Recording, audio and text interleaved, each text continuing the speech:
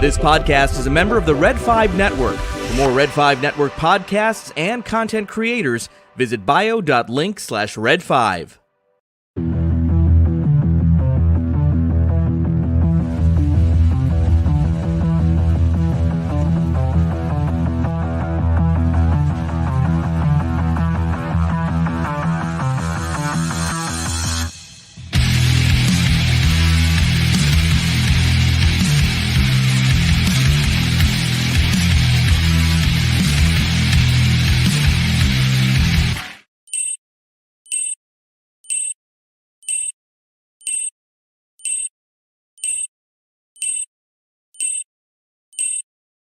Well, happy Wednesday morning. Yes, it is Wednesday morning. It is Wednesday morning. And it's a time for the race recap. Yeah. After the last, update episode I did. Yeah. Before the last race recap, then all of a sudden I had a moment where the AC started freezing up on us. Yes. Like every 2 days. Yes. Like, well, this sucks. Yes. And yesterday we were 1 degree from hitting our record. Hello, Nicole. We were 117 yesterday. Yes. Or not Tuesday, Monday. Yeah, we were. Our record for Monday, it was 118. I think it said 1956. Wow. We missed it by 1 degree. We did miss for it. tying it.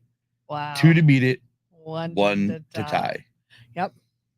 Anyways, but so far, so good. It's plugging along. Knock on wood. I know you probably heard that because I hit the wood. It's attached to the friggin' microphones. Yes. So it's still chugging along. Knock on wood. It's still chugging along. Bought a, what did we get? We got a sprayer. Yes, we got a sprayer. Neighbor Les uses garden hose. And we use that to spray out the coils outside. Yes. Without taking it apart. So we sprayed them inward, which you're not really supposed to do. You're supposed to do it the other way. But hey, I wasn't shutting off power to the AC unit just to do this. Yeah, well, I shut it off long enough to be able to blow it out as best we could. Had water coming out the other side. So inside where the main fan blows out, which that gets water in when we get rain anyways. Yes, it does. So no harm, no foul. Yeah. And so far, knock on wood, that's been, well, today, Wednesday, is 2 days since I did that. So today is the test whether or not, see if we freeze up or not. Yes. Right? Right. Today. Anyways, how was your weekend, Kim? Busy? Busy? Yeah. Yeah, you're right. It was a very busy weekend. We had 4th of July parties with friends. Yeah, we had a 4th of July party on the 4th. And then another. You're up on the 5th. Then we had another kind of 4th of July party on the 6th. Yeah. Then 7th, you went back to work. Plus trying to watch 2 races. Yeah. So between the party weekend and returning to work, I was tired.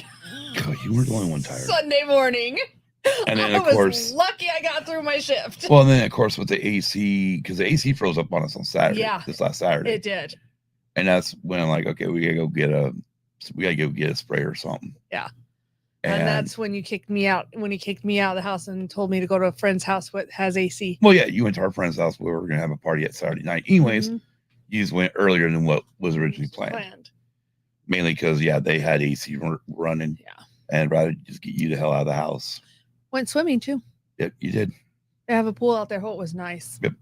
A pool with no heater because you don't need a heater. Not in Arizona, you don't need a heater. You get the sun. The sun's your damn heater. Exactly. Anyways, Kim, what are we talking about today? We are talking about the Chicago Street Race, which is called the Grant Park 165. And we're talking They're a little short on that one. Yeah, they are. They were a little short. And also the British Grand Prix, which made history, which we will discuss. Yeah, it did. But before we do, it's because I know Kim got mad last time we did a show. Do it. Thank you, Adam Goswick from a sort. Let me Hold start it. over. Oh, guess what that means? Please get your shit together. I ain't 4 minutes into the show, and I'm already hitting it. This is gonna be one hell of a show, I tell you. Thank actually you, might be right Adam past 4 minutes. Goswick from a certain point of view podcast for creating our remix logo.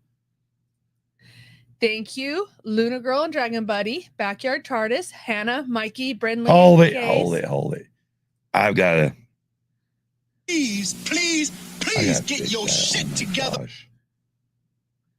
Keep forgetting there's a damn no comma there. And there's supposed to be a comma there. Oh, thank you. Thank you, Luna Girl and Dragon Buddy, Backyard TARDIS, Hannah, Mikey, Brindley, and Case for supporting us on Patreon. If you want to support us, go to patreon.com/usedabusedpod. Check out the ATSW family. The Sidebar Cantina live every Monday on YouTube at 5:30 p.m. Eastern. But the last 2 weeks they've gone at 5 p.m. Yes, they have gone at 5 p.m. So I know Jason's on a trip right now. No, I think he's back now. No, he went to California for his 4th. Okay, so he's back now? Yeah, he's back. Yeah, they just covered whatever that new show is on Disney for Star Wars. Acolyte? Was it Acolyte? Acolyte? Was it Acolyte that they covered? It's Acolyte. Acolyte? Acolyte. Hey, I can't even pronounce my Lucky Rabbit's name, so don't expect me to try and pronounce that one. Acolyte. Sir, it's Acolyte. Yeah. Yep, Acolyte. Accolade. Accolade. I don't know. Accolade. Acolyte. I Shit. Oh, fuck. Acolyte. Good Lord, Kimmy. Ow. Check out ATSW Escape Pod live every Pantless Wednesday on YouTube at 7:05 Eastern. Layman's Terms is also on YouTube. You like drunken banter, talk about Magic the Gathering, and whatever else Keith Layman likes to talk about. Check him out. He's here on YouTube. Stranger Things is happening with Dawn Della Snooch and Luna Girl every other Saturday at 7 p.m. Eastern. They are covering the series Stranger Things has Happen and giving you their take on happened. Giving you their take on that series as a watch. No, it's called Stranger Things. Their show's called Stranger Things Has Happened. Yeah, anyway, they're giving you their take on that series. Fuck. And from a point of view where they're watching it for the very first time. Yep. Great reviews with Alan and Dragon Buddy, Tuesdays at 7, and also Thursday at 7:30 p.m. Eastern, live right here on YouTube. Yep. Come join, say hello in the chat, and join the Talking Dead. Sweet Studios and Explicit Noise. Swedes have got some shit going on over at Sweet Studios. I'm sure there's new music or whatnot coming down the pipeline. But go check him out. He's got a lot going on. Orange and Fat Show on Spotify and Apple Podcasts. I have no idea what their last episode was. Red 5 Tavern live on Friday at 9 p.m. Eastern. Yeah, it's getting funnier and funnier. Right. Some reason the DM got sick. I think he got AIDS or something. Yeah. I think he ate a rat and got AIDS. Yeah, something. Yeah. I'm joking. No, the DM got sick, so they had to skip a week. Yeah. Had a miss. Yeah. Red 5 Reading Book Club. Get more information. Contact Nicole on Twitter, X at PL Fandoms, or at Red 5 Reading. We are currently reading the trilogy Aftermath. We have started book 1 that we'll be reading through July. And each Sunday we meet in Discord to discuss what we have read. Yeah. And she also I'm like on chat. I know I'm on like chapter 3. Oh, I'm 4. And we're both behind. Yeah. And also she has on the 5s every 5th, 15th, and 25th of each month. She has a different guest every time she does on the 5s, and it's really good. Yep, it's a good podcast. At the end of each series of the book club or the book, and everybody that wants to be involved as part of book club can be in to discuss the last book that just got read. Yep. Go to bio.link/red5 to find more exciting podcasts. And as always, our links can be found in the show notes pinned to the top of our X, Twix, whatever page, or go to bio.link/useabusepod. With that being said, Kim, why don't you go ahead and shout out the chat? Hello to Nicole, who is Our other co-host. Our other co-host. Yeah, we got like 8 fucking co-hosts now. Did you hear about that? No, I didn't. Anyway, welcome to Nicole, our third co-host of the show. She is currently in the chat. Yeah. I think she's the only one. Yeah. Yep. Nicole's the only one. Oh, that don't matter. If you're watching this later on, hey, give it a thumbs up. And subscribe if you like the content. If you haven't subscribed yet, yeah, go ahead and subscribe. You know what I mean? Yep. With that being said, oh, Nicole, I feel for you. Oh, dude, I hate insomnia. So Scott actually wrote notes for once. Yes, he wrote an I outline. went old school. I feel like I was in school again. Let's get remember what the hell I'm at here. Okay, yeah, we're gonna change it up this week. We're gonna start with NASCAR. Yeah. Mainly because I don't have as many notes. You are right, Nicole. Oh shit, she works at noon. Yeah. You are right, Nicole. Roe, which is the creator of the Red 5, actually covered the NASCAR race. Yeah, I did see. I didn't look see what else he had on his Instagram, but he did have a picture there. He was there last year too, which is pretty cool. Yep. But yeah, I actually took handwritten notes for once. Only took what 1, 2, 3.5 pages for F1. Yeah. And a half page for NASCAR. Yeah. Mainly because I wasn't taking notes for NASCAR, and rewatched the F1 race tonight or last night. Not once, but twice. Yeah, because he rewatched it and then he rewatched it with me. And yeah, when we rewatched it the first time, I took notes. Yes. But I think I'm gonna start doing that on Sundays too. Because actually, I'm gonna start taking notes of everything, or at least keeping bullet points on that we want to talk about. Yes. This weekend with F1, I got a little crazy, so a lot of this stuff was there. Yeah. Pretty much what was being said on team radio and whatnot. Other than that, yeah. NASCAR was in Chicago. They were in Chi-Town. They were on the streets of Chicago, and again, all right, for the Chicago street race, the Grant Park 165. And again, for the second year in a row, it rained. I tell you, NASCAR still doesn't get the point that we need to go back to Chicagoland. Yeah, I said something like that in the our Discord right at the start. I'm like, oh, it's raining again. One thing I did get confused was there were people quoting on Twix that we're also in a lightning hold. We were not in a lightning hold, but we were in a hold for something else, which we'll get into. Yes. Let's go over some of the details real quick. The track is 2.2 mile paved track. Mm-hmm. Unfortunately, this was, like Kim said, rain delayed. For a second year. So the total race distance for this year was 58 laps or 127.6 miles. It was supposed to be 165 miles, so we were a little short. Again this year, because it was rain shortened last year, too. The time of race was 2 hours, 19 minutes, 24 seconds. Yep. It was an hour, what was it, 1 hour and 43 minute rain delay. Yep. Red flag period for rain, even though we had rain tires.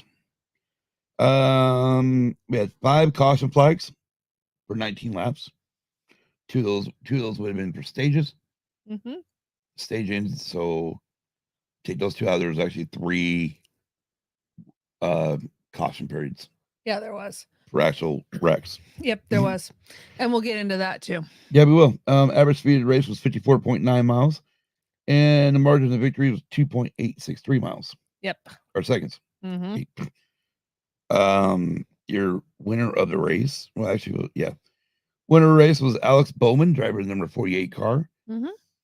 It says 8 NASCAR Cup Series victory. Prior to the green flag to start the race, the following cars dropped to the rear of the field for reasons indicated. Number 4, 6, 7, 12, 17, 21, 24, 43, unapproved adjustments.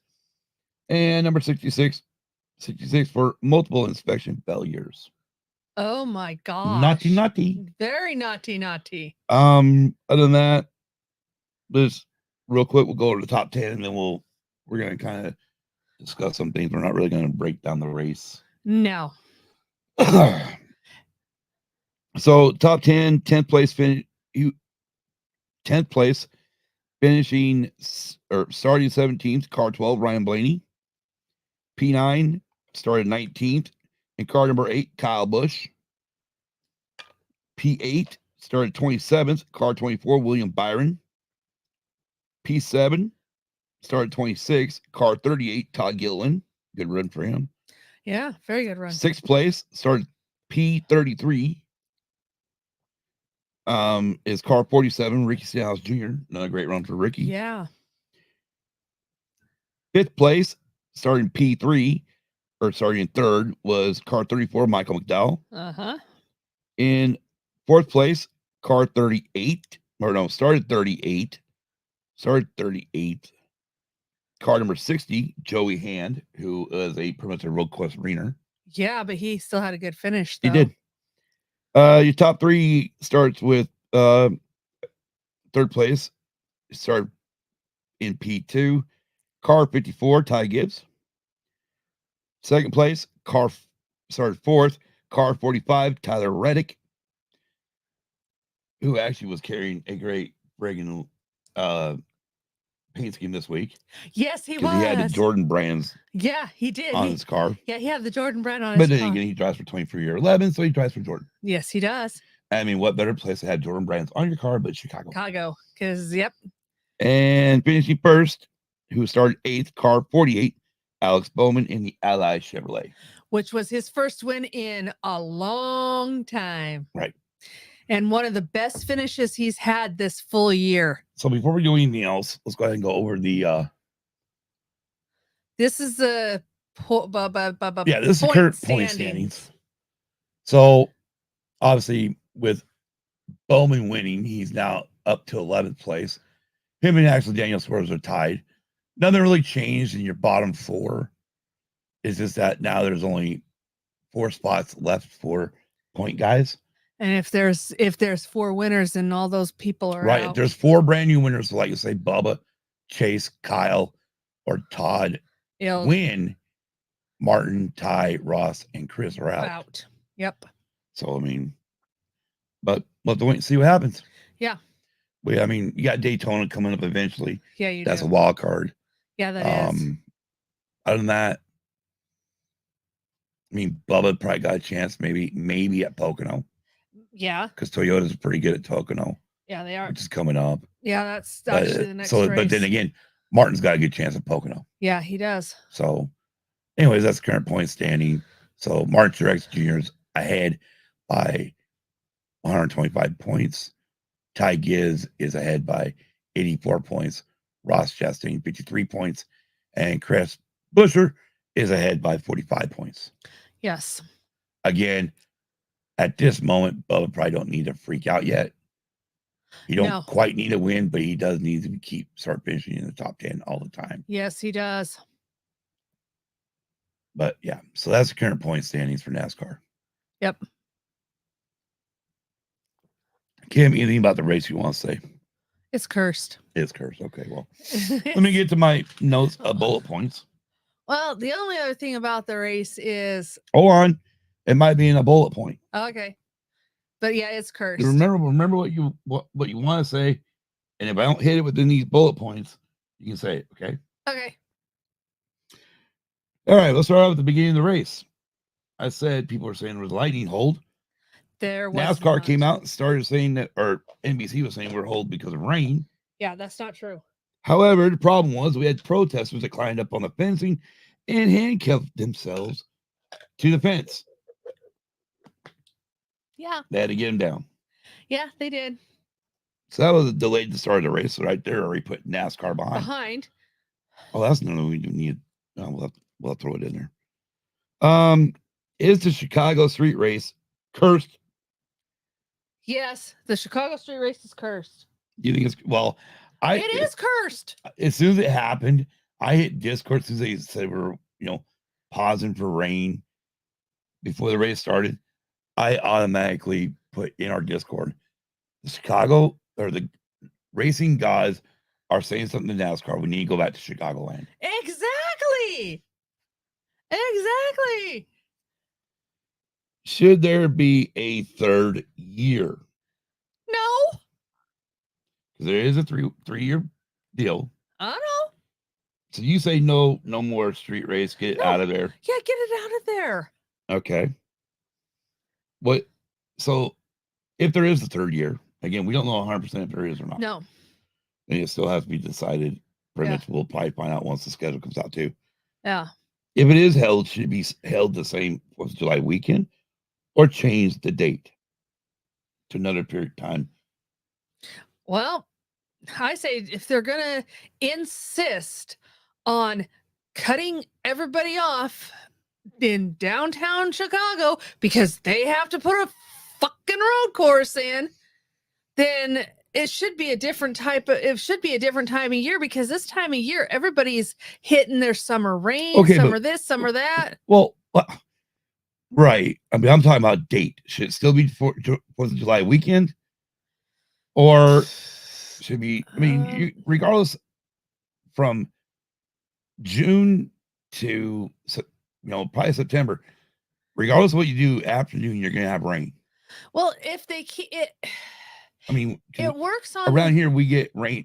We start getting rain August through September for monsoon season, and it don't come in until the afternoon. Yeah. Yeah. I mean, again, when they woke up Sunday morning, there was a 10% chance of rain. Yeah, but anything 10% or above, you usually get rain. No, here usually if it's 20%, we get rain. I know, but I'm just saying. Yeah. Okay, it was an afternoon thunderstorm that popped up. Yeah. It wasn't as bad as the year before when they had their 100-year rain or something like that. Yeah. Where everything was flooded up. Yeah. They can keep it on the same day or the same weekend, 4th of July weekend. It does work. It's just, I think they should have a better start time. Okay. That was okay. I didn't put that down, but yeah. Yes. You really can't speak to this because you've only been watching roughly about what did we figure out? 13 years. Yeah. I've been watching NASCAR since the 80s, right? 80s, 90s. I remember waking up on the West Coast. I lived out in the West Coast or Pacific time zone my whole life, right? I remember waking up 9, 10 o'clock, or getting up, and then by 9 or 10 every morning, the NASCAR race was on. If you can find it on TV. What are you doing? I had to do garbage. Yeah. Well, yeah, and that's the thing is they really should have a morning start time. Let me say, okay, because they say it's about ratings, right? For TV. Get it more prime time. Well, it's only prime time for East Coast. Yeah, it's not prime time for us on the West Coast. Right. And the thing is this is the NFL, they're what they call the morning games. Yeah. Which would be morning for us out here, start at 1 p.m. Eastern. Yeah, they do. They do. Which is 11 a.m. here. Yeah. So again, you know what I mean? Yeah, I know what you mean. They should have an earlier start time. I think we need to go back to a 1 p.m. start time. Yeah. For all, 1 p.m. regardless of where you're at. Because by 1 p.m., most people are out of church anyway. So I mean, if that's the one thing that the ratings are taken into consideration, well, that's kind of dumb because most churches get out by 1 o'clock. I mean, we're in 2024. Yeah. I mean, half your NASCAR fan base, your newer fan base, don't even go to church. So exactly. So they're catering to the wrong people. Yeah, they are. They basically have booted their longtime fans to the curb. Right, and those are the ones who went to church. Yeah. The old fans, like they've left a long time ago. Yeah. They don't like the playoffs. No. They don't like the current product. They don't like nothing to do with NASCAR right now. No. So they're not the ones watching it. No. You know we are. Yeah, I know. But we don't go to church either. No, we don't. Again, these are kind of when we first were doing this tonight, we were just popping stuff off of each other's head. Yeah. What we wanted to talk about NASCAR. Yep. NASCAR allowed teams to decide on to either be on wets or slicks at the end of the race with live pit stops. It's about A few weeks ago, it's about goddamn time. they didn't allow that with New Hampshire. No, they didn't. It's about goddamn time they decided they wanted to put it in the hands of your thoughts on, I mean, I guess so what you're saying is you approve of it. I approve of it because it's not NASCAR that's racing the damn track. It's the drivers that's racing the damn track. It's the drivers that know what the track's doing. It's the drivers that can feel what the track is doing. If the drivers say, yes, it's hella wet, we need wet tires, sure, let them have wet tires. But as soon as the drivers say, yes, the track is drying, I'm losing, the wet tires are no longer gripping, let's go on to slicks, yes, they should be allowed to go to slick tires. Sorry, I'm grabbing. Wrong one. But yeah, I think it's good. I think it's good because it put it back in the hands of the drivers, and the drivers know what they want and what they're doing. Sorry, no marketing, so I can come back to something because I'm gonna skip one and move on because this really needs to be later in. Oh, gotcha. Again, we were doing this on the fly. Yeah, we were doing this on the fly. Next week, we'll have more of a concise note taking for NASCAR. All right. Kim wanted to talk about stage racing. At the end of stage one, close about 5 laps ago, we had a caution. Yes. A natural caution, which at that moment, oh, wait a minute. So that's actually, we had 4 cautions for wrecks. Yeah, we did. Only 1 for a stage. Yeah. Because only stage 2 we ended normal. Yeah. Anyways, in stage 1, I think it came out around like about 5 laps ago in the stage, and we rode around until we hit the stage end. That's stupid, ridiculous, idiotic. And stage racing shouldn't even be part of a race. I don't care if you're on a fucking oval or if you're on a fucking road course. Stage racing is stupid, ridiculous, and idiotic. Okay. Dale Earnhardt Jr. brought up on his podcast yesterday, the Dale Jr. download, what he likes to see NASCAR do at that point. If you're going to throw a caution and you're not going to go back green, yeah, you're not going to open pit road, not going to go back to green to finish off the stage on the green, that moment of that caution should count. Like once the pace car picks up the field, that should count as your end of stage. Yeah. Green, white flags to award points. Yeah, I agree. Then get the one car lap down. We used to call it the Lucky Dog Award. Yeah. To come around the track to get caught back up, get their lap back, then open pit. Well, actually, no, you'd open pit road first, allow the cars in the lead lap to pit, come around again, which is not even, there's a 3rd lap right now under yellow. Let the lap down cars do it. Then let your lucky dog go around. Yeah. So by the time you get back, and then you got your choose after that. So by the time you're going green, you're actually going green right at the start of the next stage. Because normally we waste 3 to 5 laps of the next stage under caution. Yeah, we do, which is at the beginning. Which is bullshit. Just bullshit. I mean, it's stupid because okay. Well, I get it is stupid. Okay. Let me finish. Because if they want to finish the damn race under green, why not? If you're going to implement the stupid stages, then why not have the same rule? Finish it under green. Because they don't want to open pit road. Well, Well, I mean, that's easy to do because all you have to do is say, okay, you got 5 laps to go to this stage. We're not opening pit road. Exactly. We're going to finish. We're going to come to the choose cone, make a choice. We're going to come back around and go green. Yeah, exactly. Once the track's clear. Exactly. And then finish the stage under green, then open pit road. Because as soon as that stage ends. Honestly, I'd rather if we're going to ride around. I'd rather if we're going to ride around for 5 laps, I'd rather get rid of stage racing. Well, yeah, same here. You can keep the stages. Just stay green. Yeah, exactly. I mean, you got your electronic scoring nowadays. Yeah. Not that hard to figure out who the top 10 was. Yeah, exactly. And it's like you only gave it one shot NASCAR and then you thought it didn't work, which was bullshit because it made the race a lot more interesting when you had no stage breaks in it. All right, let's move on. Chase Briscoe Okay. versus Shane Van Gisbergen in turn 6. Briscoe comes down the long straightaway there towards turn 6. Yep. And hits the brakes, and whoops, the brakes don't connect. He slides and it goes and just barely clips SVG. I know. But it was enough to where it sent SVG into the wall, which broke his car. Yeah, that.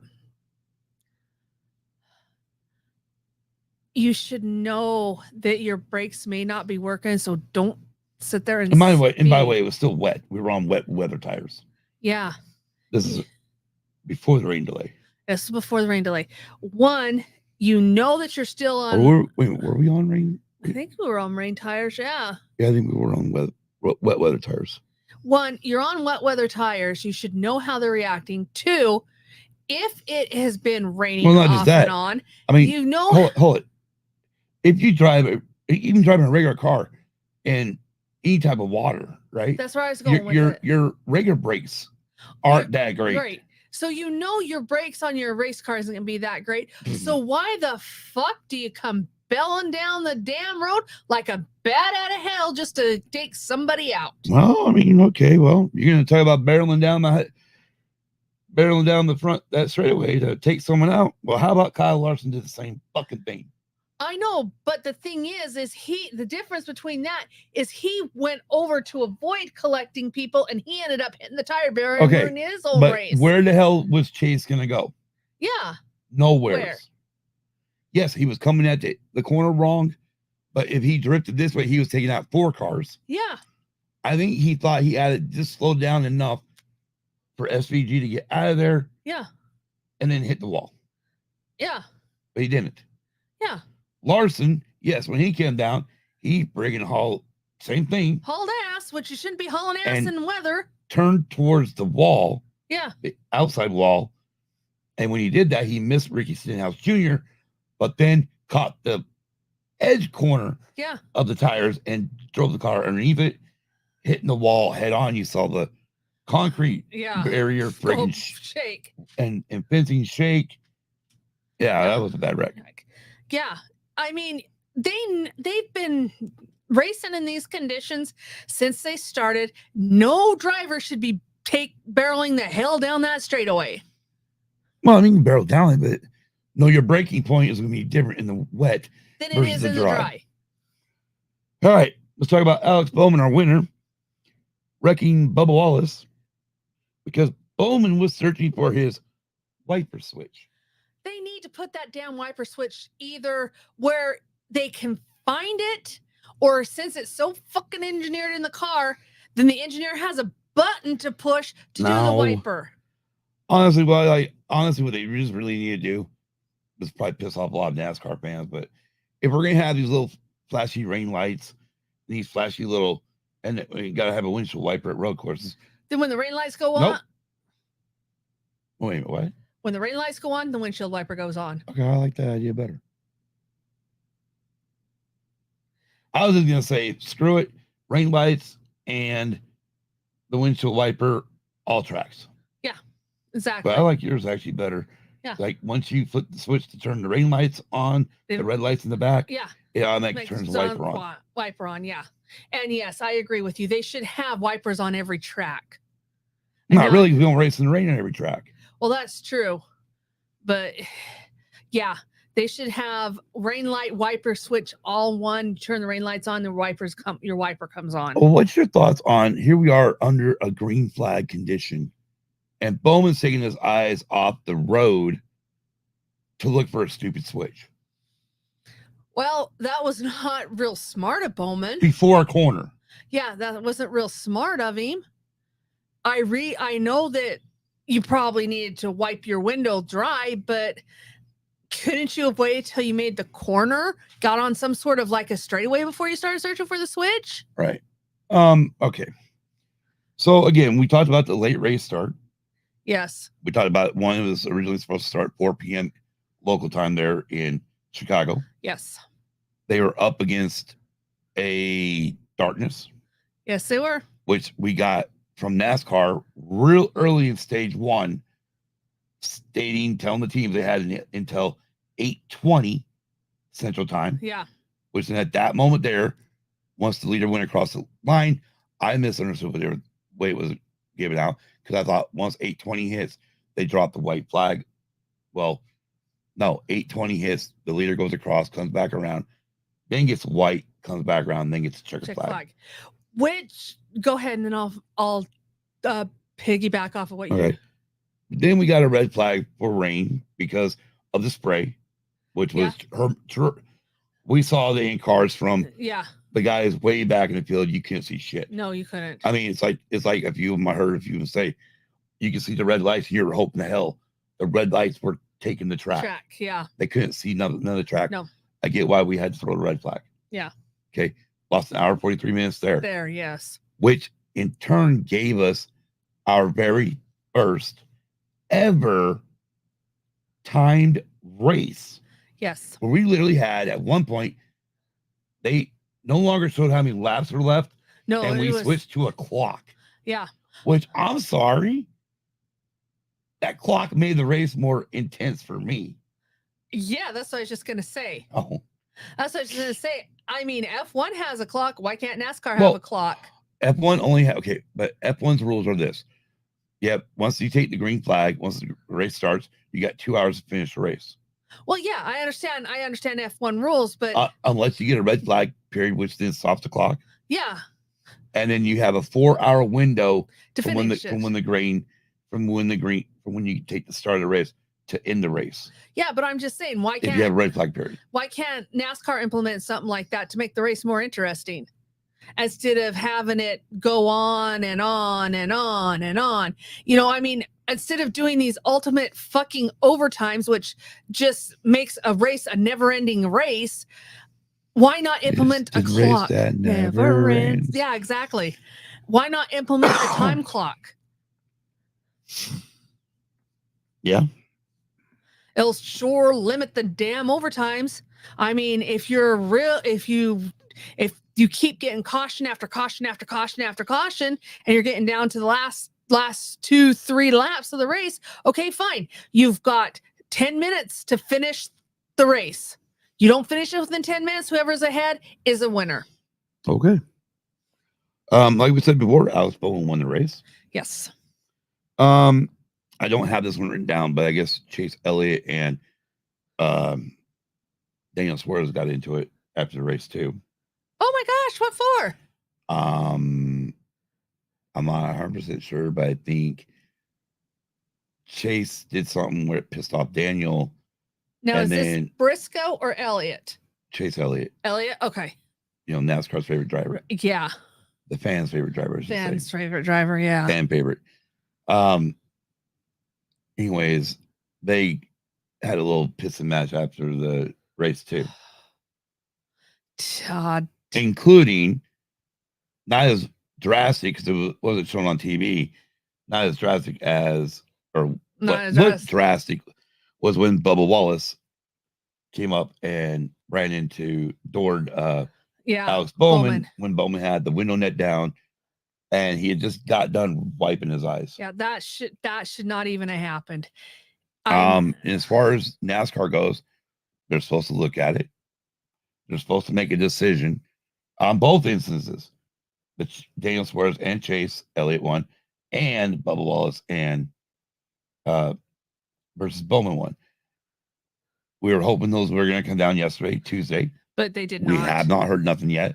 No. So we'll have to wait and see if something comes down today. Yes, we will. I know neither one was really seeing the Chase Elliott one. No. But, I mean, if they're hitting each other after the race in their cars, then that's a penalty. Yeah. But it should be a penalty and fine.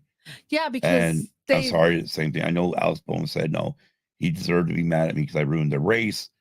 Well, I get it, Alex, but at the same time, after the race is just like a caution flag for me. Drivers are not on edge. They're not ready for hits. Yeah. And plus, the Bowman one did put him, and when Bubba hit Bowman, it did put Bowman in the wall. Yeah, it did. But And if they're gonna find a driver for hitting another driver under caution, then the same goes for after the race. For well, I mean, the both thing is drivers. this. There was a time when Junior got hit by Carl Edwards that got fined back $25,000 back in like 14 years ago. Mm-hmm. So precedent has been set. Yeah, the precedent has been set. So if you're going to find Carl Edwards from back 14 years ago, you've already. I think it was 14, 16, whatever. I mean, you've already made your bed, made it clear that drivers don't do that. So why are you looking at it? Why are you not handing down fines, NASCAR? Well, they're looking at it still, obviously, Kim. They could be announced sometime later today. I know, but I mean, why not automatically fine him? They automatically fined Carl Edwards. No, it was not. No, because penalties has never been given out until Tuesdays. Only the last couple of years when we start giving out penalties right after the race. Okay. Not most of the time. You gotta wait till Tuesday or Wednesday of that next week to find out the outcome of your. Well, they better fine them because they've. Well, I mean, we'll have to wait and see what they say. Because they already. I mean, I'll respect whatever NASCAR says. I'll respect it. I will. I know. Well, I mean, they're the governing body. Yeah, they are. They got the rules, and they can bend the rules however they want. Yeah, and they seem to change and bend them at every race. That's true. All right, Kim. Let's go ahead and talk about your driver of the race for NASCAR. Do you have a driver of the race? No, I don't. I don't even have a move of the race. Well, it's the same thing. I guess it is different. Move of the race.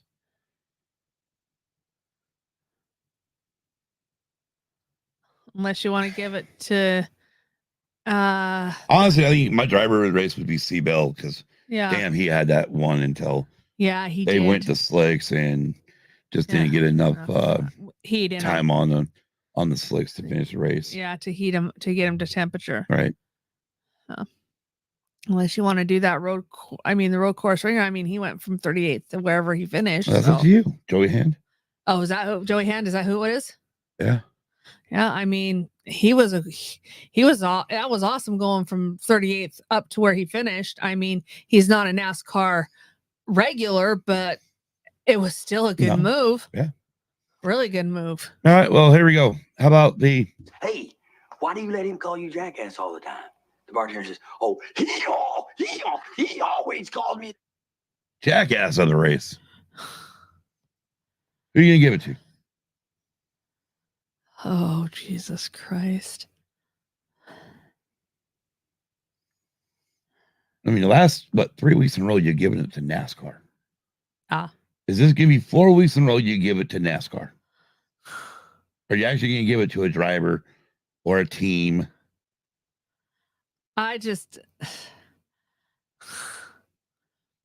Actually, two drivers would actually fit this. Okay. And as much as I know I'm going to probably get a lot of hate about these two drivers, but Chase Elliott for one. He's a jackass anyways. I mean, he's a year-round jackass. Yeah, Chase I'm Elliott. sorry. I don't like that pompous son of a bitch. How about that? He's one of them. I'll take some fucking heat for you. Yeah, he's one of them. And then the other one, I say Bubba for hitting Bowman at the end of the race. That was unnecessary. Well, especially after Bowman tried to get a hold of him during the rain delay and he ignored him. Well, my jackass is going to go to NASCAR. Yeah. One, you're letting TV dictate your fucking start times. Two, you went to a street track because your old car, not the current car, was better at road courses. Yeah. You went away from a mile and a half that, hey, guess what? The new car is actually good on. Yeah. Exactly.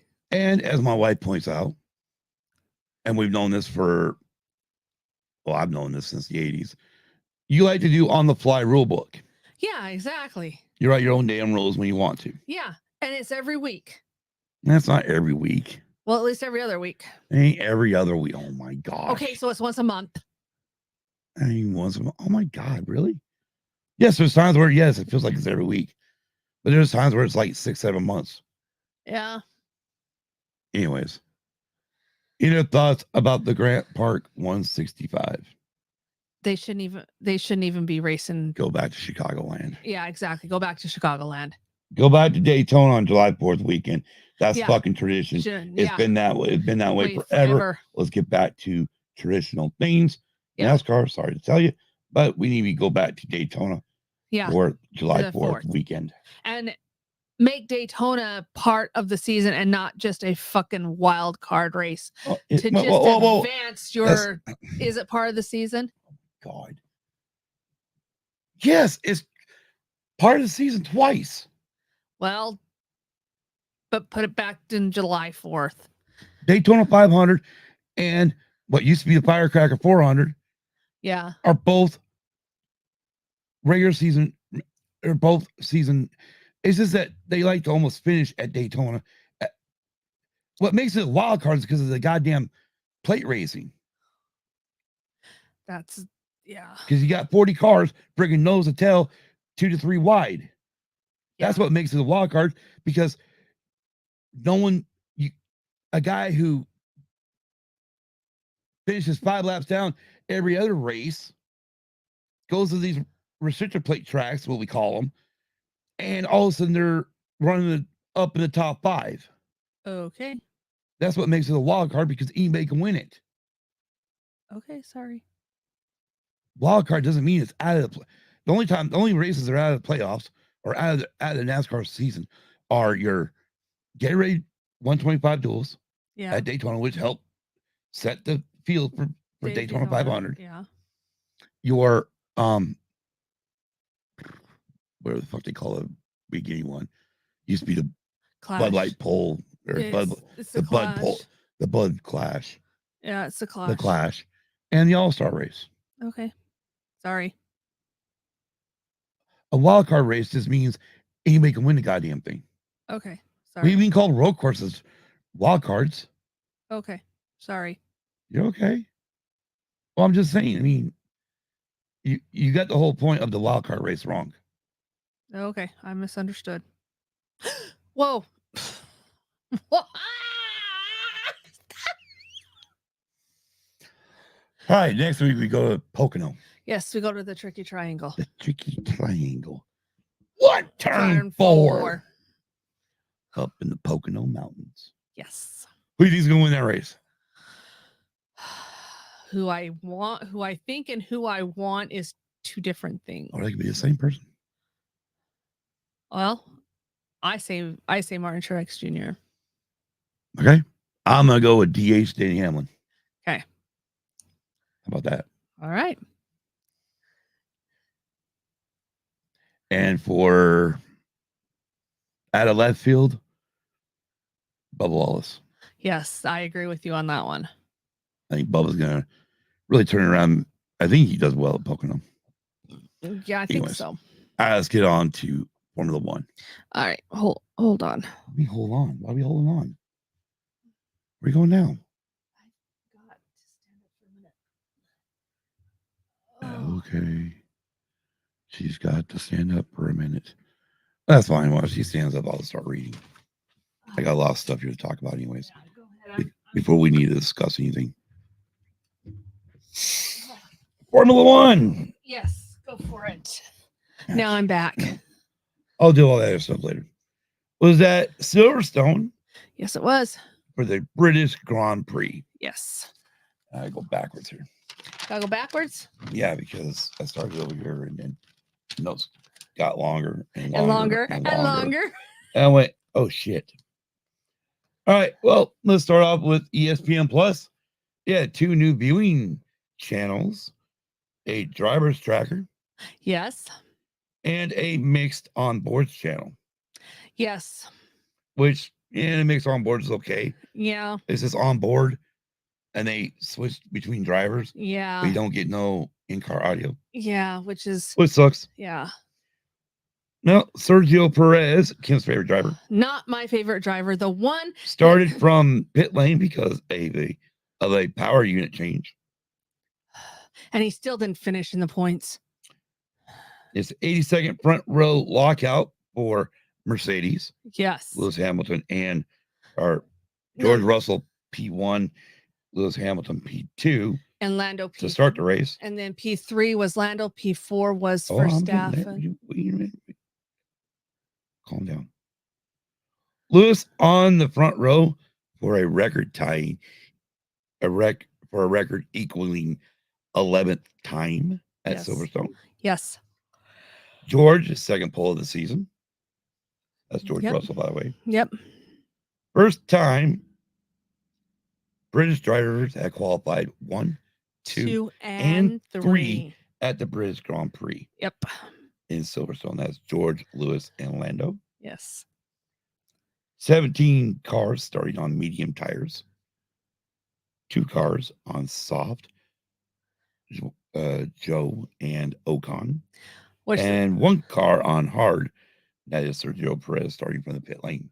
That's because Sergio was a guinea pig this race. During the formation lap, as we come around, last car on the grid, P19, was Pierre Gasly. All of a sudden, dove into pit lane and had a problem. He was out due to a gearbox issue. Yep. I mean, it was even before. Yeah, like you said. I said formation lap. Yeah, formation lap. I mean, he wasn't even able to start the race. Poor guy. Nope. So we start the race. Lap 1, Max takes P3 from Lando Norris after turn 4. Yep. Lap 2, Mercedes tells Lewis, rain in 25 minutes. And the commentator says, yep, there's always rain in 25 minutes at Silverstone. No, he says it's summertime in the UK. And it's always. Then he said that. Yeah. That was crappie, by the way. Yes. Lap 4, McLaren tell Norris, Lando Norris, that is, that a small shower may appear around at turn 6, but it might affect turn 15. We'll keep you updated. Yes. Lap 6, Red Bull tell Max, expecting the increased rain around lap 16. And I tell you, not everybody's radars were reading the same. Lap 8, on TV, they informed the fans that rain will be in 10 minutes. Yeah. Also on lap 8, soft tires are falling off. Yep. Compared to the medium tires. Yeah, the soft tires were a bad choice. Joe and Ocon. Yeah, bad choice. They pitted around lap 9. On lap 9, Ferrari informed Charles Leclerc rain in 7 laps, lasting only for 10 minutes. Lap 11, Red Bull tell Max, expect rain to last around 5 minutes. Then there'll be a 10-minute window before the longer cell. What are you doing? My foot itches.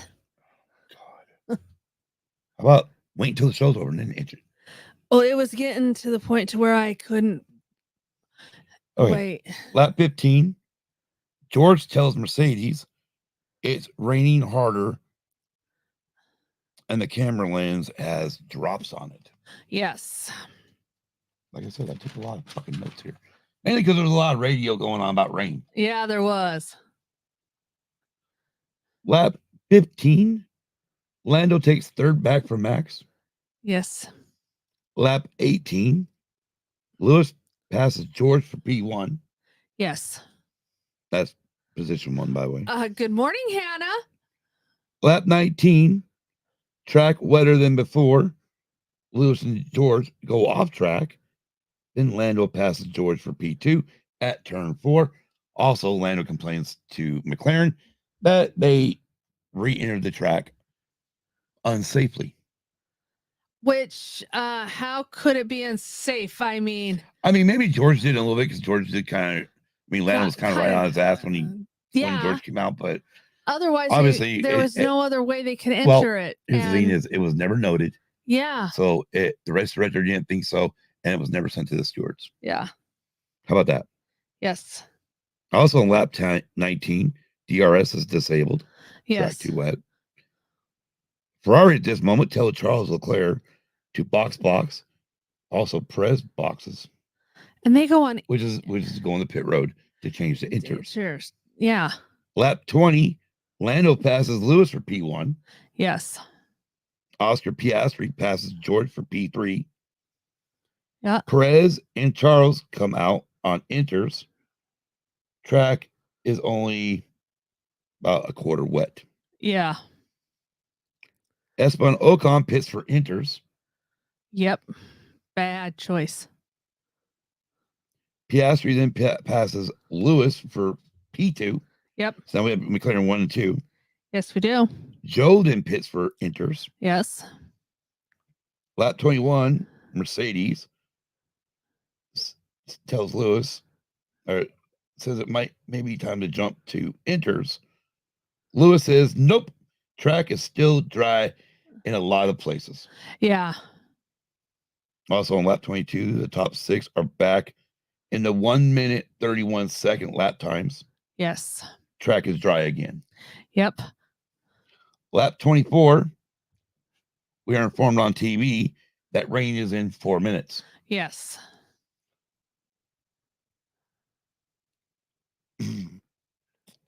Ben Crofty makes an interesting comment. Are we talking about the comment I think we're talking about? Oh, we're talking about that comment. Where slippery when wet and he was talking to Ted, telling Ted that it's been a little slippery and wet and that the drivers are living on a prayer. Great call for the album and a song off that album by Bon Jovi. Good job, Crofty. DRS at lap 24, DRS is enabled again. Which means the track's dry. Dry, yep. McLaren tells Lando that this is the beginning of 30 minutes of rain. Also, towards the end of that lap. Yes. Mind you, these laps, I didn't look it up, but this is a very long track. Yeah, it is. It's a very long track. Lap 26, as you'll find out right here, DRS is disabled again for the second time due to wet conditions. Oscar Piastri tells McLaren it's too early for inters. Be safe, Hannah. Love you too. What? Hannah said good morning. She says, got to go back to work. All right. Yeah, be safe up there. Carlos and Max pit for inters. Yes. Now we know the track's getting wet. Yes, we do. Ricardo, Bottas, Hulkenberg, and Lance Stroll pit for inters. Yes. Lando, Lewis, and George pit for inters. Yes. McLaren keeps Oscar out. I think that was kind of a bad choice on their part. Okay, well, we got points at the end to talk about. Okay. We're just going to hit these points here. I took my time to roll this shit out. All right. Alonso, Tsunoda, Albon, Magnussen, Sargent also pit for inters. Yes. Now we're going to lap 28. Yep. Like I said, 52 lap race. Yeah, I know. I have a lot of damn notes for this. Piastri finally pits for inters from the lead. Comes out P6. Yep. Lap 29, McLaren tell Piastri that rain will last until lap 40. Yes. Lap 30, TV says rain will end in 15 minutes. Yes. Lap 31, Lewis tells Bono, or Mercedes, it's not raining anymore, and tires are falling off. Yes. Or falling apart, I'm sorry. Falling apart, yeah. Lap 33, George is told to box, retire the car. Yes. For a water system issue. Which pretty much he had no coolant going into the engine. Yeah, which Crofty said something along the lines of everybody's receiving water but George Russell. No, it wasn't like that. It was who would have thought at Silverstone this weekend that George Russell would be needing water or something like that. Yeah, something like that. It was a funny comment. Lap 37. Yes. Lewis informs Mercedes the sun is out. Yes. Plus, you can also see it on the front straightaway. Yes. Lap 38. Oscar Piastri tells McLaren mediums are the right call. Yes. Also on lap 38, Magnussen, Ricardo, Bottas, Hamilton, Max. Wait. Magnussen, Ricardo, Bottas, Hamilton, Charles, Tsunoda, Albon, Sargent, all pit for softs. Yes. Max pits for hards. Yes. That's all he has left. Piastri goes on mediums. Yes. Perez goes on mediums. And Alonso goes on mediums. Yes. Lap 40. McLaren wants to know if Lando wants mediums to cover Max or softs to cover Lewis. Norris picks softs and pits. Carlos Sainz also pits for hard. Nico Hulkenberg pits for softs. Stroll for mediums. And Ocon for mediums. Yep. Lewis takes the lead. Passes Lando as Lando's coming out of the pits. Yes. Lap 41, DRS enabled again. Again. Lap 48, Max passes Lando for P2. Yes. At this point, we were informed that Lewis Hamilton's last win was in 2021 Saudi Arabian Grand Prix. Yes. And we're also informed that Sir Brian May, yes, the guitar player for Queen, yes, will be dropping the checkered flag. Yes. Or waving the checkered flag. Yep. Lap 52, Sir Lewis Hamilton wins a record 9th British Grand Prix, passing Schumacher. Michael Schumacher Yep. for the most wins at one single track. Yes. Him and Schumacher were tied at 8. Now Lewis has 9 and owns the record. The record, which this was his last British Grand Prix with Mercedes. Right. It gives Lewis his 104th career win. Yep. First driver to win after passing over 300 Grand Prix. It is his 344th Grand Prix. Yes. 150th podium with Mercedes. Yes. 17 years since his first victory. Yes. And his 199th career podium. Yes. Lewis's longtime engineer at Mercedes, Pete Bonington, joins Lewis on the podium, and it was a very emotional Yes. cool down lap and interviews with Lewis, because like Kim said, this is his last race with Mercedes, and last British Grand Prix win with Mercedes. He will be going to Ferrari next year, which he covered. He covered a lot of what he had gone through since the last time he won at Saudi Arabia. Here we go. Ready for more? Yeah. Is Merc back? Is Mercedes back? I'm not sure. This is back-to-back wins. I'm not sure they're. I know. Hold on. I know they backed into last week's win. Yeah. With Max and Lando knocking each other out. Yeah. But is Mercedes back? I say they're about 95% back. I'm not sure they're 100 yet, but maybe 80 to 95%, maybe. I know. I'll agree with that. So I'll probably say more 95%. Yeah, 95%. Yeah. Oh, and also Max finished second and Lando finished third. I forgot to mention that. Yeah. Which then Red Bull is still leading the constructors and Max is still leading the drivers. All right. Ferrari. Strategy mistakes for Charles Leclerc. Why would you put him on inners when the track was not wet enough? Burned him up, and then when you realize they burned him up, you left him out there. Yeah. But then again, Red Bull did the same thing to Perez. Yeah. I mean, come on, God. Come on. What was the whole point of the strategy, Red Bull and Ferrari? What was the point of that strategy? All right. McLaren. Strategy mistakes for Lando and Oscar. Well, one. So when we went from slicks to wets, Yeah. They left Oscar out one extra lap too long Yeah. because they didn't want to double stack. Yeah.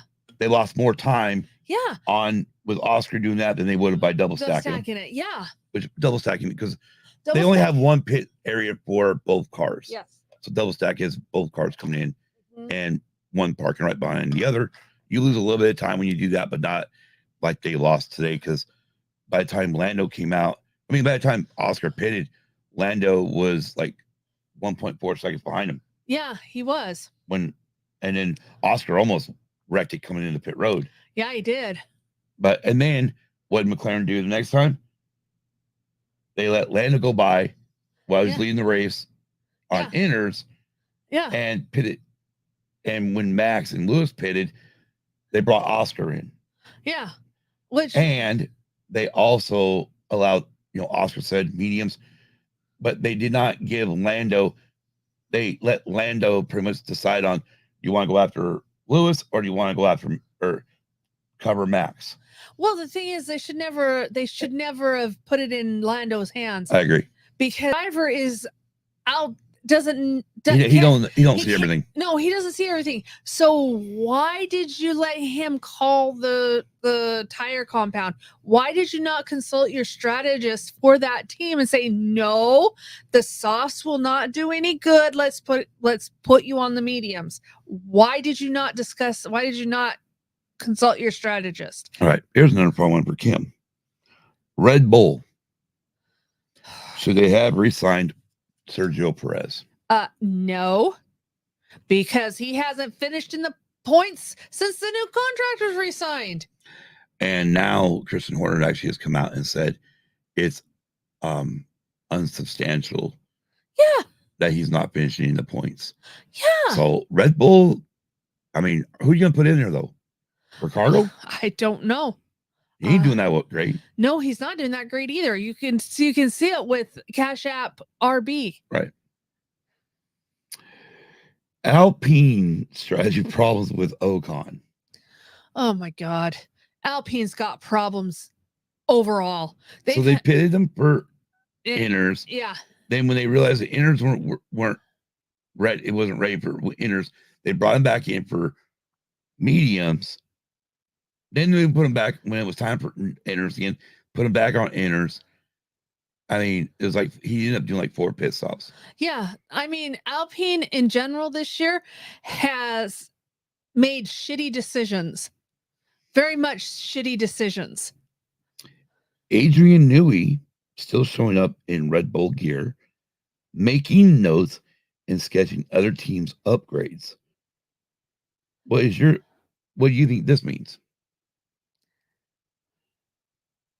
What? Wasn't he supposed to retire at the end of this year? I don't know. I thought he was supposed to retire like whatever race that was. Like 3 or 4 races ago. He must decide not to if he's doing that. Well, unless it doesn't end until the end of the year and they're just not going to have him in meetings and on the pit wall anymore. Yeah, that's true.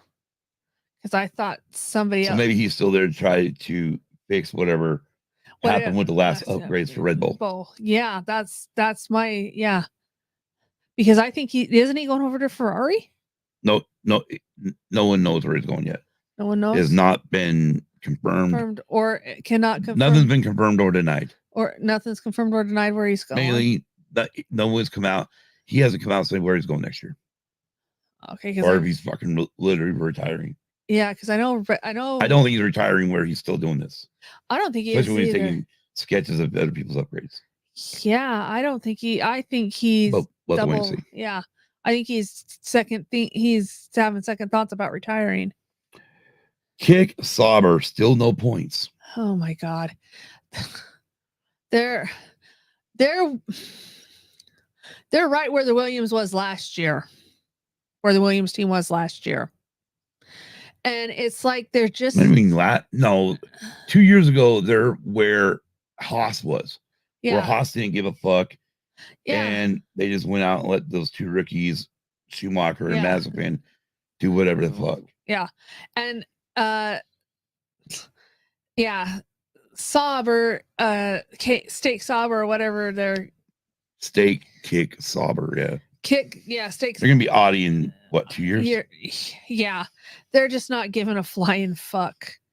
It's like, okay, so if you know you're going over to Audi, why not try and make a good impression? Why not show Audi that, yes, you can actually do something rather than just not care? Okay. Did Lewis Hamilton make the correct decision to leave Mercedes and join Ferrari? Now, remind you, he made his decision before the season started. I know. Honestly. And it really, at the beginning of the season, we were like, oh, yeah, he made the right decision. Well, now that they've actually improved. But, I mean. But the thing is they haven't improved 100%, though, in my opinion. Oh, God, my eyes are all. So. Carlos finished P5. Yeah, and see, Leclerc finished even lower than that. Right. Which. But that was all because of strategy. Yeah, but strategies fuck Charles. Yeah. In this race. I mean, if they can't get the strategy right for even Charles, what's going to say they're going to get the strategy right for Lewis next year? Well, I don't know. Because so far, they fucked Charles every time they've run strategy on him. Yeah. Do you I guess we haven't heard any news about this. Do you think Lewis sees all these strategy problems and tells Fred Vasseur you need to hire Pete Bonington? Yes. His engineer from Mercedes. Yeah. I would think so, because if they put him with a Ferrari engineer, they're going to probably fuck up his strategy. Oh yeah, but the problem is the one thing different between Charles and Lewis is Lewis is more like Carlos. And that is, they'll get on the radio and they'll say no. That's true. Lewis will say, you even heard it today, friggin' Pete Bonington asked Lewis, are you ready to go on? Are we ready for inners? And Lewis said, nope. No, track's still too dry in a lot of places. Yeah, but the thing is when Lewis gets over there, because I know Ferrari has had a problem with their drivers back talking their strategy and arguing with their engineers about their strategy. Well, I don't blame them though, because they keep fucking it up. Well, no, I'm not saying that, but every time I'm just saying every time the driver decides he wants to go against the strategy, the driver is usually the one that gets in trouble. Okay. So if they're going to treat Lewis the same way, why is Lewis going over there? Why the hell would you treat a seven-time champion like a 2 to 3 year? Well, no, I personally wouldn't. No. Because they don't get mad when Carlos does it. No, they don't. They don't. In fact, it's just this year that they begin to listen to Carlos. But last year, every time Carlos went up against the strategy and told him, no, this isn't the right strategy, he always got in trouble for it. I don't see them doing that to Lewis. But also, I remember last year was under a different team principal too. Yeah, that's true. This year was under Fred Vasseur. Which he listens to the drivers. If the drivers say the strategy is wrong, then he says, go with the driver strategy. They know best. Right. But not all the time do they know best. No, not all the time. But he probably takes a look at it and says, take it into consideration. Go against the strategy that you guys that the strategist has put forward and see if by chance it's going to work or going to fail. All right, well, let's talk about the race awards. Okay. Driver of the day was Lewis Hamilton, voted by the fans. I agree with him there. The DHL fastest pit stop for today was Red Bull. 1.99. Figured. DHL fastest lap went to Carlos Sainz, 1.28.293, because Ferrari pitted him for sauce right at the end of the race. Yes. So you get the fastest lap with 1 point. Right. Your non-finishers, your DNFers were, this guy didn't even start. Was Pierre Gasly from Alpine. And George Russell of Mercedes did not finish. Yep. Finished at P18, Kick Sauber, Joe Guan Yu. P17, Red Bull Racing, Sergio Perez. P16, Alpine's Esteban Ocon. P15, kick Saubers, Valtteri Bottas. Now what? It's called slouching in my chair, and it's hurting my back. All right. Finishing P14, Ferrari, Charles Leclerc.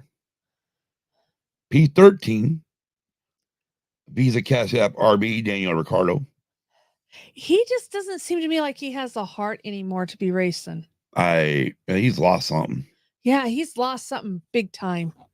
P12, Haas F1 team, Kevin Magnussen. Which was a good finish. Well, P11 is this guy's best finish of the season. Yes, it is. And in his career so far in Formula One, Williams driver and the American Logan Sargent. Yep, that is his best finish Finished this year. one spot out of the points. Yes, he did. His teammate Albon finished 9th. Let's go ahead and get into the points. Give you 1 point in 10th place. RB Visa Cash App, Yuki Tsunoda. Yes. Finish at P9. Williams driver Alexander Albon. Yep. P8, Aston Martin's Fernando Alonso. Yep. P7, Aston Martin's Lance Stroll. The Aston Martin sure improved too. P6, 2 weeks in a row. Haas F1 team, Nico Hulkenberg. Which is amazing. P5, Ferrari's Carlos Sainz. Yes.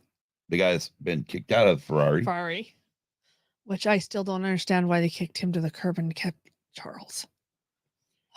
P4, McLaren, Oscar Piastri. Yes. Your podium on P3, Lando McLaren, Lando Norris, who was not happy to be finishing third. Nope. P2 belonged to Red Bull Racing's and your current championship leader and current champion from last year, Max Verstappen. Yes. And at P1, 39 years old. Yes. Car 44, Mercedes. Yes. Lewis Hamilton. He needed this. He needed this win. He really needed this win because he was losing hope that he even lost his talent for driving. And he needed this win to prove to himself that he hasn't lost the talent to drive. Yeah. Max still leading the points. Yes. With 255 points. Lando's still in second, 171 points. Charles third, 150 points. 4 points behind Charles, though, is Carlos Sainz. Yep. And then behind him is Lewis Hamilton. Behind Carlos Sainz is Oscar Piastri. Oh, Oscar Piastri. With 124 points. In sixth is Sergio Perez with 118 points. Seventh, George Russell. He shouldn't even be down there. He should be up around where Max is. Okay. Seventh, George Russell with 111 points. 1 point behind him, his teammate in P8 is Lewis Hamilton. Fernando Alonso with 45 points in P9. Lance Stroll with 23 points in P10. Nico Hulkenberg with 22 points in P11. P12 belongs to Yuki Tsunoda with 20 points. P13 with 11 points, Daniel Ricciardo. P14 with 6 points is Oliver Behrman. P15 with also 6 points is Peter Gasly. P16 with 5 points, Kevin Magnussen. 17 is Alexander Albon with 4 points. 18, Esteban Ocon with 3 points. And 19, 20, and 21 are Zhou Guanyu, Logan Sargent, and Valtteri Bottas with no points. Yeah, the constructor title is a 71-point lead for Red Bull over Ferrari. Yep. Ferrari's got about a 7-point lead over McLaren. Yep. And 74-point lead for third, McLaren has over Mercedes. Yep. After that, everybody's really freaking low, so it doesn't matter. Yeah.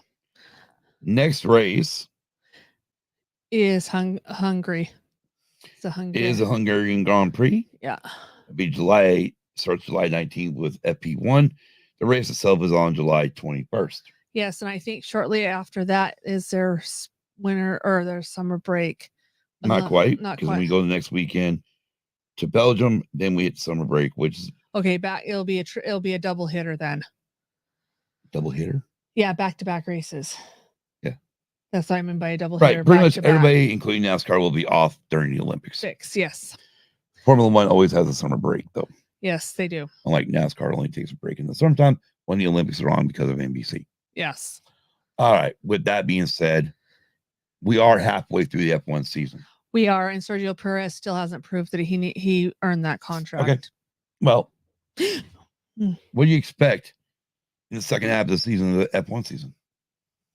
I mean, sorry, I didn't mean to hit my microphone, but Max has a lead, Yeah, I know. but Mercedes and McLaren are there. Yeah, I know they are. They're finally up. And minus George having a mechanical issue, both McLarens are up there, and most of the time, both Mercedes are up there. And one Red Bull. And where's the other Red Bull? Oh, he didn't get in the points. Let's talk about, even though this doesn't award money, let's talk about the Drivers' Championship. Do you see Max winning the championship this year? By the way, Lewis Hamilton winning the British Grand Prix makes 6 winners so far this year. Yeah. So we're already a better season than we were last year. I do see him winning, but it's going to be a fight from here on out. Do you see it getting closer? I do see it getting closer because everybody's now catching Red Bull. I'm gonna tell you right now, this feels like 2021 all over again. Yeah. Except instead of Max chasing Lewis, yeah, you've got McLaren and Mercedes chasing Max. So it's going to be I agree with you. It's going to be 2021 all over again, and it's going to be. I agree. It's going to be a friggin' dog fight to the end. To the end, yeah. I mean, we might actually go down to Abu Dhabi and not know and we might have to wait at the end of that race to find out who the hell champion is. Yeah, I hope so. And even with the constructors, even though because if Mercedes and McLaren keep finishing both cars in the points, they're gonna catch. They're gonna catch Red Bull because Red Bull only has one car finishing the points because their other driver don't know how to finish in the points. Hell, I'll even put Ferrari in that mix. Yeah, because the bad strategy this last week with Leclerc. With Charles. Yeah, but I see both championships. I know one pays money, one doesn't, but I see both championships becoming a dogfight. I really do. And the only reason why is because Red Bull only can guarantee one driver in the points. The other driver is lackluster, to say the least. All right, Kim, who's your driver of the race?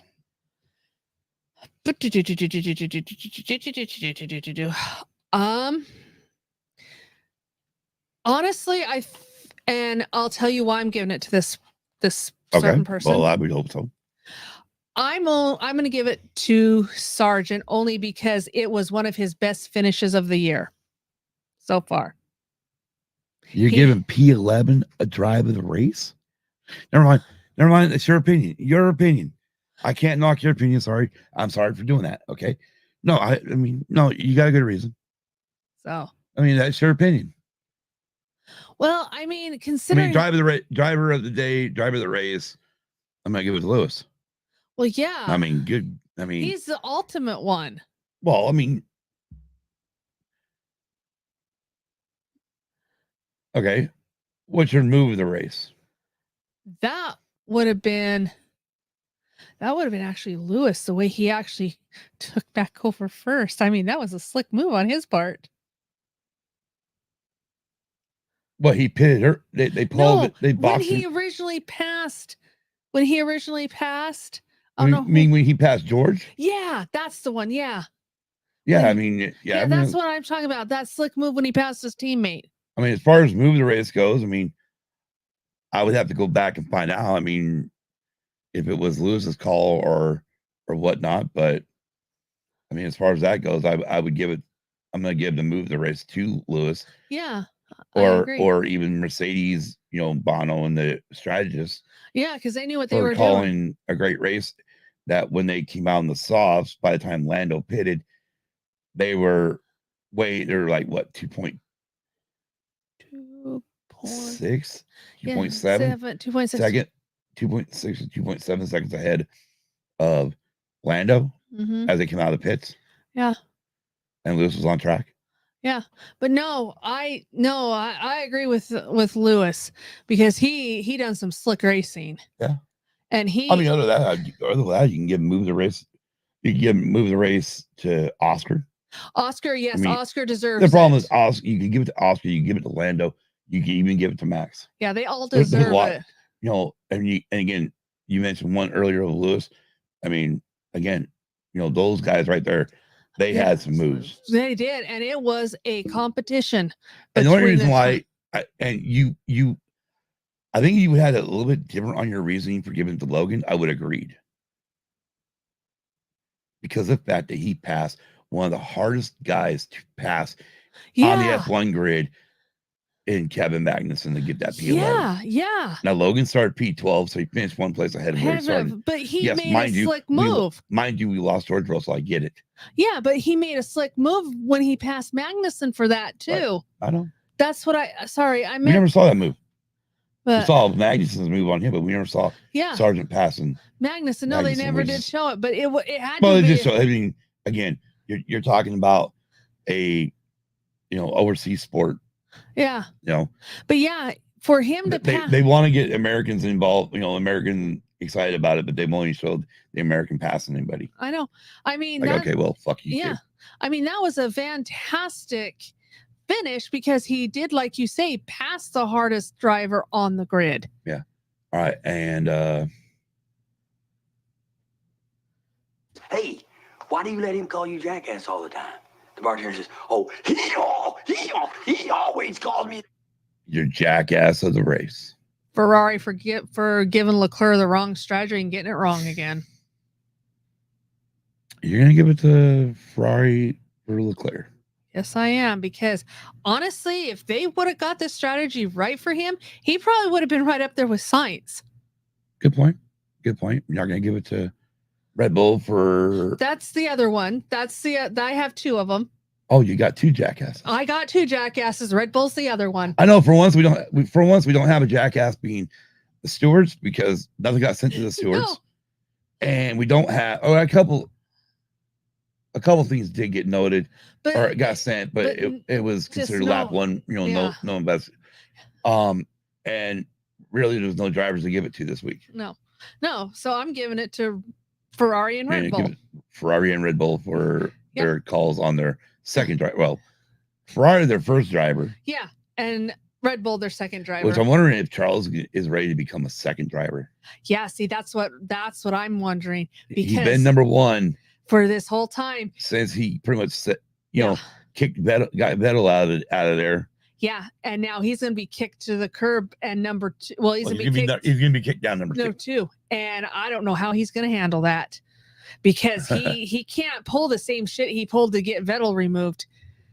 Because I don't think Fred will put up with that shit. No, he will put Charles in his place. Oh yeah.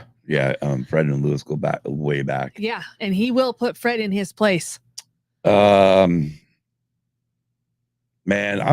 I know you gave it to Red Bull and I know you gave it to Ferrari.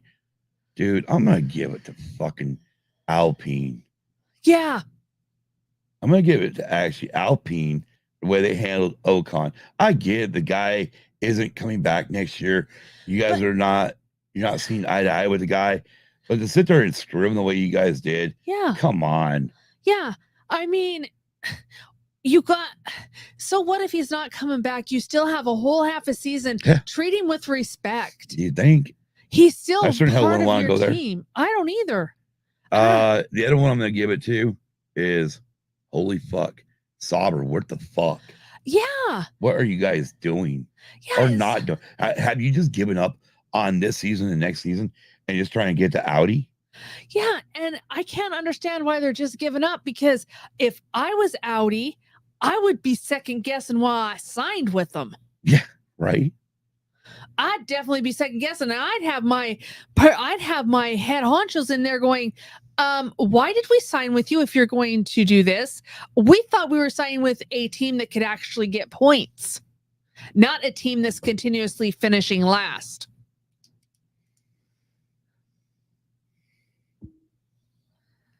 All right, I'm gonna write something down. Okay. I mean, I would, if I was Audi, I'd be questioning Sauber at this point. At this point, I would tell them they either improve or there's no contract. Because I wouldn't want to have a big company like Audi come into a losing team. You know? All right, here we go. All right. We're gonna do this once a month. Okay.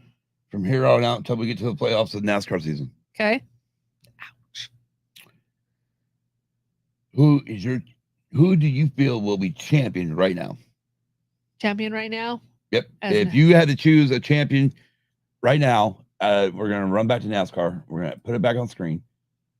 There's your playoffs, right? That's your playoffs. Who's gonna be your NASCAR Cup champion at the end of the season? I really hate to say this, but I almost think it's going to be Kyle Larson. Ooh, she's going Kyle Larson. Yeah. Okay.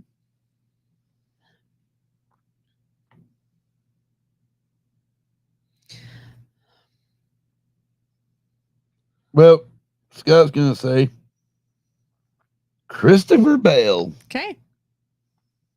I like Seabell's running really well. But besides the strategy call at the Chicago Street Race, he was up there leading this race. And yeah, man, he's been on fire the last few weeks. So yeah, he has. I think Seabell is going to be a hard one to beat. I mean, I like your pick with Kyle Larson. I mean, obviously 1 and 2. They both got 3 wins apiece right now. But then again, you also got Denny Hamlin with 3 wins and William Byron 3 wins. Well, Hamlin, he right now, and okay. It could have been sentimental champion. Sentimental champion? Who I would like to become champion? Right. And this is why I'm shocked you even went Kyle Larson. I'd love it if I would love it if my driver Martin Truex walked away with the championship since he's retiring. Right. Talk about go out on top. Yeah. But right now I just see how he's performing and he tries his best, but some bad luck always heads his way and he's always out of the points. For me, I mean, if I had to go with I'll actually pick 2. Mainly Brad Keselowski. Yeah. One, he's locked in the playoffs, and one that's not locked in the playoffs, but under the same team, Chris Buescher. Yeah. Yeah. For sentimental. But other than that, I mean, I still think it's gonna be Seabell. I think Seabell is on fire right now. Yeah, he is. And man, it's Adam Stevenson. Yes, it is. He took Kyle Busch to 2 championships. Yep. So, and he's Christopher Bell's friggin' crew chief right now. Yeah, he is. And they seem to be firing on all cylinders. Yes. So I mean, it's nothing as I mean, obviously we're early July. We got until November, so we got time. Yeah. But we'll see what happens. It happens. I mean, my driver's gotta start getting some better luck on his side. Oh, by the way, since we're July, we're not even in the preseason yet. Who's your 2025? Who will be the Super Bowl champion this year? At the end of the season, this upcoming season, who's the Super Bowl champion? Well, certainly not the Patriots. Come on now. All right. While you're trying to figure it out, I'll tell you who. I'll tell you who I got. You ready? Okay, yeah. You ready for this? Yeah. For the first time ever in the modern era, the Super Bowl era, we will have finally a 3-peat. Kansas City Chiefs will win the Super Bowl. Okay.